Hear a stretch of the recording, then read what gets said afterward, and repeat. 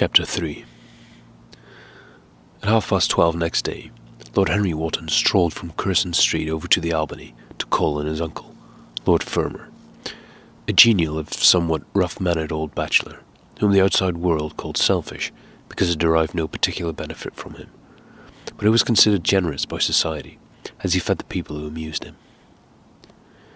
His father had been our ambassador at Madrid when Isabella was young, and prim unthought of, but had retired from the diplomatic service in a capricious moment of annoyance on not being offered the embassy at Paris, a post to which he considered that he was fully entitled by reason of his birth, his indolence, the good English of his dispatches, and his inordinate passion for pleasure. The son, who had been his father's secretary, had resigned, along with his chief, somewhat foolishly as was thought at the time, and on succeeding some months later to the title, had set himself to the serious study of the great aristocratic art of doing absolutely nothing. He had 2 large town houses, but preferred to live in chambers as it was less trouble, and took most of his meals at his club. He paid some attention to the management of his collieries in the Midland counties, excusing himself for this taint of industry on the ground that the one advantage of having coal was that it enabled a gentleman to afford the decency of burning wood on his own hearth. In politics he was a Tory, except when the Tories were in office, during which period he roundly abused them for being a pack of radicals. He was a hero to his valet, who bullied him, and a terror to most of his relations, whom he bullied in turn. Only England could have produced him, and he always said that the country was going to the dogs. His principles were not of date, but there was a good deal to be said for his prejudices. When Lord Henry entered the room, he found his uncle sitting in a rough shooting coat, smoking a cheroot, and grumbling over the Times. "Well, Harry," said the old gentleman, "what brings you out so early? I thought you dandies never got up till 2, and were not visible till 5. "Pure family affection, I assure you, Uncle George. I want to get something out of you." "Money, I suppose," said Lord Fermor, making a wry face. "Well, sit down and tell me all about it. Young people nowadays imagine that money is everything." "Yes," murmured Lord Henry, settling his buttonhole in his coat, "and when they grow older, they know it. But I don't want money. It is only people who pay their bills who want that, Uncle George, and I never pay mine. Credit is the capital of a younger son, and one lives charmingly upon it. Besides, I always deal with Dartmoor's tradesmen, and consequently they never bother me. What I want is information.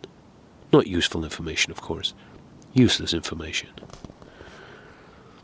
Well, I can tell you anything that is in an English blue book, although those fellows nowadays write a lot of nonsense.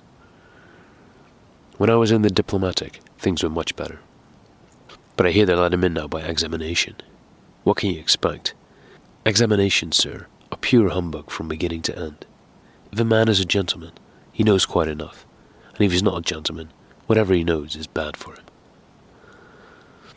"Mr. Dorian Gray does not belong to blue books, Uncle George," said Lord Henry languidly. "Mr. Dorian Gray? Who is he?" asked Lord Fermor, knitting his bushy white eyebrows. "That is what I've come to learn, Uncle George. Or rather, I know who he is. He's the last Lord Kelso's grandson. His mother was a Devereux, Lady Margaret Devereux. I want you to tell me about his mother. What was she like? Whom did she marry? You've known nearly everybody in your time, so you might have known her. I'm very much interested in Mr. Gray at present. I've only just met him." "Kelso's grandson?" echoed the old gentleman. "Kelso's grandson? Of course. I knew his mother intimately. I believe I was at her christening. She was an extraordinarily beautiful girl, Margaret Devereux, and made all the men frantic by running away with a penniless young fella. A mere nobody, sir. A subaltern in a foot regiment, or something of that kind." "Certainly. I remember the whole thing as if it happened yesterday. The poor chap was killed in a duel at Spa a few months after the marriage. There was an ugly story about it. They said Kelso got some rascally adventurer, some Belgian brute, to insult his son-in-law in public. Paid him, sir, to do it. Paid him, and that the fellow spit in his man as if he'd been a pigeon. The thing was hushed up, but Kelso ate his chop alone at the club for some time afterwards. He brought his daughter back with him, I was told, and she never spoke to him again. Ah, yes, it was a bad business. The girl died too, died within a year. So she left a son, did she? I'd forgotten that. What sort of boy is he? If he's like his mother, he must be a good-looking chap. He's very good-looking, assented Lord Henry. I hope he will fall into proper hands, continued the old man. He should have a pot of money waiting for him if Kelso did the right thing by him. His mother had money too. All the Selby property came to her, through her grandfather. Her grandfather hated Kelso, thought him a mean dog. He was, too. Came to Madrid once when I was there. Egad, I was ashamed of him. The Queen used to ask me about the English noble who was always quarrelling with the cabman about their affairs. They made quite a story of it. I didn't dare show my face at court for a month. I hope he treated his grandson better than he did to Jarvis. I don't know, answered Lord Henry. I fancy that the boy will be well off. He's not of age yet. He has Selby, I know. He told me so. And his mother was very beautiful. Margaret Devereux was one of the loveliest creatures I ever saw, Harry. What on earth induced her to behave as she did, I never could understand. She could have married anybody she chose. Carlington was mad after her. She was romantic, though. All the women of that family were. The men were a poor lot, but egad, the women were wonderful. Carlington went on his knees to her, told me so himself. She laughed at him, and there wasn't a girl in London at the time who wasn't after him. And by the way, Harry, talking about silly marriages, what is this humbug your father tells me about Dartmoor wanting to marry an American? Ain't English girls good enough for him? It's rather fashionable to marry Americans just now, Uncle George. I'll back English women against the world, Harry, said Lord Fermor, striking the table with his fist. The betting is on the Americans. They don't last, I'm told, muttered his uncle. A long engagement exhausts them, but they are capital at a steeplechase. They take things flying. I don't think Dartmoor has a chance. Who are her people? Grumbled the old gentleman. Has she got any? Lord Henry shook his head. American girls are as clever at concealing their parents as English women are at concealing their past, he said, rising to go. They're pork packers, I suppose. I hope so, Uncle George, for Dartmoor's sake. I'm told that pork packing is the most lucrative profession in America, after politics. Is she pretty? She behaves as if she was beautiful. Most American women do. It's the secret of their charm. Why can't these American women stay in their own country? They're always telling us that it's the paradise for women. It is. That is the reason why, like Eve, they are so excessively anxious to get out of it, said Lord Henry. Goodbye, Uncle George. I shall be late for lunch if I stop any longer. Thanks for giving me the information I wanted. I always like to know everything about my new friends, and nothing about my old ones. Where are you lunching, Harry? At Aunt Agatha's. I've asked myself and Mr. Gray. He's her latest protégé. Humph. Tell your Aunt Agatha, Harry, not to bother me any more with her charity appeals. I'm sick of him. Why, the good woman thinks that I have nothing to do but to write cheques for his silly fads. All right, Uncle George, I'll tell her, but it won't have any effect. Philanthropic people lose all sense of humanity. It is their distinguishing characteristic. The old gentleman growled approvingly, and rang the bell for his servant. Lord Henry passed up the low arcade into Burlington Street, and turned his steps in the direction of Berkeley Square. So that was the story of Dorian Gray's parentage. Crudely as it had been told to him, it had yet stirred him by its suggestion of a strange, almost modern romance. A beautiful woman risking everything for a mad passion. A few wild weeks of happiness cut short by a hideous, treacherous crime. Months of voiceless agony, and then a child born in pain. The mother snatched away by death, the boy left to solitude and the tyranny of an old and loveless man. Yes, it was an interesting background. It posed the lad, made him more perfect, as it were. Behind every exquisite thing that existed, there was something tragic. Worlds had to be in travail, that the meanest flower might blow. And how charming he had been at dinner the night before, as with startled eyes and lips parted, in frightened pleasure, he had sat opposite him at the club, the red candle shade staining to a richer rose the awakening wonder of his face. Talking to him was like playing upon an exquisite violin. He answered to every touch and thrill of the bow. There was something terribly enthralling in the exercise of influence. No other activity was like it. To project one's soul into some gracious form and let it tarry there for a moment. To hear one's own intellectual views echoed back to one with all the added music of passion and youth. To convey one's temperament into another as though it were a subtle fluid or a strange perfume. There was a real joy in that. Perhaps the most satisfying joy left to us in an age so limited and vulgar as our own. An age grossly carnal in its pleasures, and grossly common in its aims. He was a marvellous type too, this lad, whom by so curious a chance he had met in Basil's studio, or could be fashioned into a marvellous type at any rate. Grace was his, and the white purity of boyhood, and beauty such as old Greek marbles kept for us. There was nothing that one could not do with him. He could be made a titan or a toy. What a pity it was that such beauty was destined to fade. And Basil? From a psychological point of view, how interesting he was. The new manner in art, the fresh mode of looking at life, suggested so strangely by the merely visible presence of one who was unconscious of it all. The silent spirit that dwelt in dim woodland, and walked unseen in open field, suddenly showing herself, dryad-like, and not afraid, because in his soul who sought for her, there had been wakened that wonderful vision to which alone are wonderful things revealed. The mere shapes and patterns of things becoming, as it were, refined, and gaining a kind of symbolical value, as though they were themselves patterns of some other and more perfect form, whose shadow they made real. How strange it all was. He remembered something like it in history. Was it not Plato, that artist in thought, who had first analyzed it? Was it not Buonarroti, who had carved it in the coloured marbles of his sonnet sequence? But in our own century it was strange. Yes, he would try to be to Dorian Gray what, without knowing it, the lad was to the painter who had fashioned the wonderful portrait.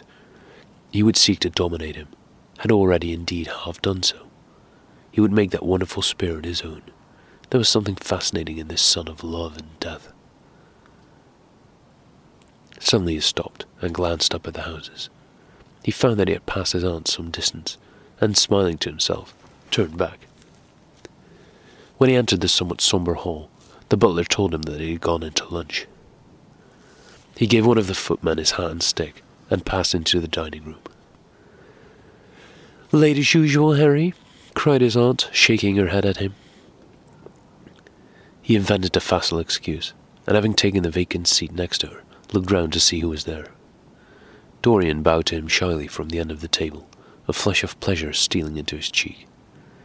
Opposite was the Duchess of Harley, a lady of admirable good nature and good temper, much liked by everyone who knew her, and of those ample architectural proportions that in women who are not duchesses are described by contemporary historians as stoutness.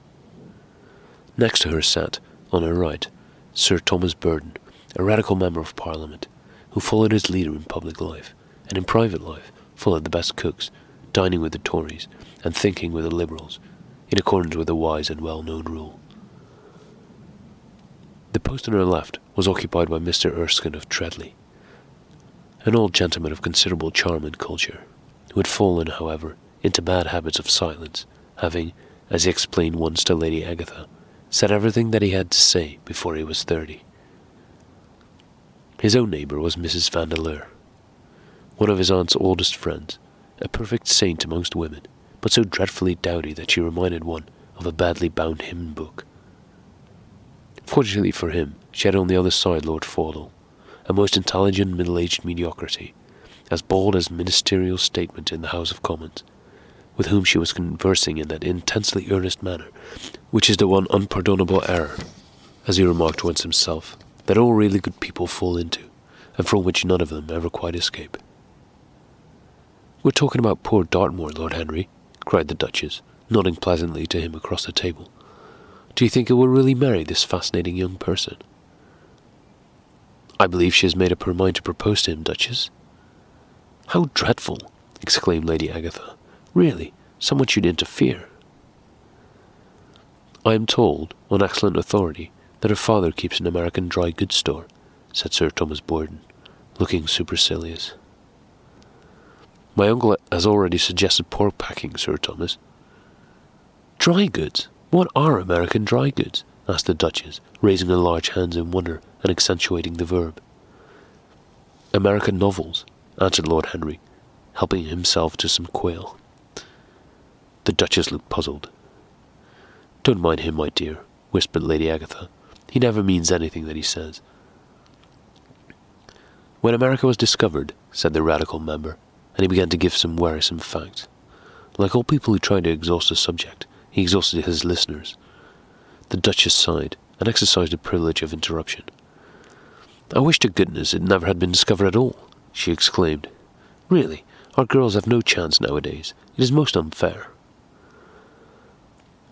Perhaps, after all, America never has been discovered, said Mr. Erskine. I myself would say that it had merely been detected. Oh, but I've seen specimens of the inhabitants, answered the Duchess, vaguely. I must confess that most of them are extremely pretty, and they dress well too. They get all their dresses in Paris. I wish I could afford to do the same. They say that when good Americans die, they go to Paris, chuckled Sir Thomas, who had a large wardrobe of humorous cast-off clothes. Really? And where do bad Americans go to when they die? Inquired the Duchess. They go to America, murmured Lord Henry. Sir Thomas frowned. I'm afraid that your nephew is prejudiced against that great country, he said to Lady Agatha. I've travelled all over it, in cars provided by the directors, who, in such matters, are extremely civil. I assure you that it is an education to visit it. But must we really see Chicago in order to be educated? Asked Mr. Erskine, plaintively. I don't feel up to the journey. Sir Thomas waved his hand. Mr. Erskine of Treadley has the world on his shelves. We practical men like to see things, not to read about them. The Americans are an extremely interesting people. They are absolutely reasonable. I think that is their distinguishing characteristic. Yes, Mr. Erskine, an absolutely reasonable people. I assure you there's no nonsense about the Americans. How dreadful, cried Lord Henry. I can stand brute force, but brute reason is quite unbearable. There's something unfair about its use. It is hitting below the intellect. I do not understand you, said Sir Thomas, growing rather red. I do, Lord Henry, murmured Mr. Erskine, with a smile. Paradoxes are all very well in their way, rejoined the baronet. Was that a paradox? Asked Mr. Erskine. I did not think so. Perhaps it was. Well, the way of paradoxes is the way of truth. To test reality, we must see it on the tightrope. When the verities become acrobats, we can judge them. Dear me, said Lady Agatha, how you men argue. I'm sure I never can make out what you're talking about. Oh, Harry, I'm quite vexed with you. Why do you try to persuade our nice Mr. Dorian Gray to give up the East End? I assure you he would be quite invaluable. They would love his playing. I want him to play to me, cried Lord Henry, smiling, and he looked down the table and caught a bright answering glance. But they are so unhappy in Whitechapel, continued Lady Agatha. I can sympathize with everything, except suffering, said Lord Henry, shrugging his shoulders. I cannot sympathize with that. It is too ugly, too horrible, too distressing. There is something terribly morbid in the modern sympathy with pain. One should sympathize with the colour, the beauty, the joy of life. The less said about life's sores, the better. Still, the East End is a very important problem, remarked Sir Thomas, with a grave shake of the head. Quite so, answered the young lord. It is the problem of slavery, and we try to solve it by amusing the slaves.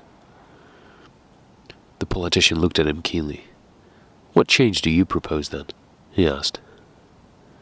Lord Henry laughed. I don't desire to change anything in England except the weather, he answered. I'm quite content with philosophic contemplation. But, as the 19th century has gone bankrupt through an over-expenditure of sympathy, I would suggest that we should appeal to science to put us straight. The advantage of the emotions is that they lead us astray, and the advantage of science is that it is not emotional. But we have such grave responsibilities, ventured Mrs. Vandeleur, timidly. Terribly grave, echoed Lady Agatha. Lord Henry looked over at Mr. Erskine. Humanity takes itself too seriously. It is the world's original sin. If the caveman had known how to laugh, history would have been different. "You're really very comforting," warbled the Duchess. "I've always felt rather guilty when I came to see your dear aunt, for I take no interest at all in the East End. For the future I shall be able to look her in the face without a blush." "A blush is very becoming, Duchess," remarked Lord Henry. "Only when one is young," she answered. "When an old woman like myself blushes, it is a very bad sign. Ah, Lord Henry, I wish you would tell me how to become young again." He thought for a moment. "Can you remember any great error that you committed in your early days, Duchess?" he asked, looking at her across the table. "A great many, I fear," she cried. "Then commit them over again," he said gravely. "To get back one's youth, one has merely to repeat one's follies." "A delightful theory," she exclaimed. "I must put it into practice." "A dangerous theory," came from Sir Thomas's tight lips. Lady Agatha shook her head, but could not help being amused. Mr. Erskine listened. "Yes," he continued, "that is one of the great secrets of life. Nowadays most people die of a sort of creeping common sense, and discover when it is too late that the only things one never regrets are one's mistakes." A laugh ran round the table. He played with the idea, and grew wilful, tossed it into the air and transformed it, let it escape and recaptured it, made it iridescent with fancy, and winged it with paradox. The praise of folly, as he went on, soared into a philosophy, and philosophy herself became young, and catching the mad music of pleasure, wearing, one might fancy, her wine-stained robe and wreath of ivy, danced like a bacchante over the hills of life, and mocked the slow Silenus for being sober. Facts fled before her like frightened forest things. Her white feet trod the huge press at which wise Omar sits, till the seething grape juice rose round her bare limbs in waves of purple bubbles, or crawled in red foam over the vat's black, dripping, sloping sides. It was an extraordinary improvisation. He felt that the eyes of Dorian Gray were fixed on him, and the consciousness that amongst his audience there was one whose temperament he wished to fascinate seemed to give his wit keenness, and to lend colour to his imagination. He was brilliant, fantastic, irresponsible. He charmed his listeners out of themselves, and they followed his pipe laughing. Dorian Gray never took his gaze off him, but sat like one under a spell, smiles chasing each other over his lips, and wonder growing grave in his darkening eyes. At last, liveried in the costume of the age, reality entered the room in the shape of a servant to tell the Duchess that her carriage was waiting. She wrung her hands in mock despair. "How annoying!" she cried. "I must go. I have to call for my husband at the club, to take him to some absurd meeting at Willis's rooms, where he's going to be in the chair. If I'm late, he's sure to be furious, and I couldn't have a scene in this bonnet. It is far too fragile. A harsh word would ruin it. No, I must go, dear Agatha. Goodbye, Lord Henry. You're quite delightful, and dreadfully demoralizing. I'm sure I don't know what to say about your views. You must come and dine with us some night. Tuesday? Are you disengaged Tuesday?" "For you I would throw over anybody, Duchess," said Lord Henry with a bow. "Ah, that is very nice, and very wrong of you," she cried. "So mind you come." And she swept out of the room, followed by Lady Agatha and the other ladies. When Lord Henry had sat down again, Mr. Erskine moved round, and taking a chair close to him, placed his hand upon his arm. "You talk books away," he said. "When do you write one?" "I'm too fond of reading books to care to write them, Mr. Erskine. I should like to write a novel, certainly. A novel that would be as lovely as a Persian carpet, and as unreal. But there is no literary public in England for anything except newspapers, primers, and encyclopedias. Of all people in the world, the English have the least sense of the beauty of literature." "I fear you are right," answered Mr. Erskine. "I myself used to have literary ambitions, but I gave them up long ago. And now, my dear young friend, if you will allow me to call you so, may I ask you if you really meant all that you said to us at lunch?" "I quite forget what I said," smiled Lord Henry. "Was it all very bad?" "Very bad indeed. In fact, I consider you extremely dangerous, and if anything happens to our good Duchess, we shall all look on you as being primarily responsible. But I should like to talk to you about life. The generation into which I was born was tedious. Some day, when you are tired of London, come down to Treadley, and expound to me your philosophy of pleasure over some admirable Burgundy I am fortunate enough to possess. I shall be charmed, A visit to Treadley would be a great privilege. It has a perfect host and a perfect library." "You will complete it," answered the old gentleman, with a courtier's bow. "And now I must bid good-bye to your excellent aunt. I am due at the Athenaeum. It is the hour when we sleep there." "All of you, Mr. Erskine?" 40 of us, in 40 armchairs.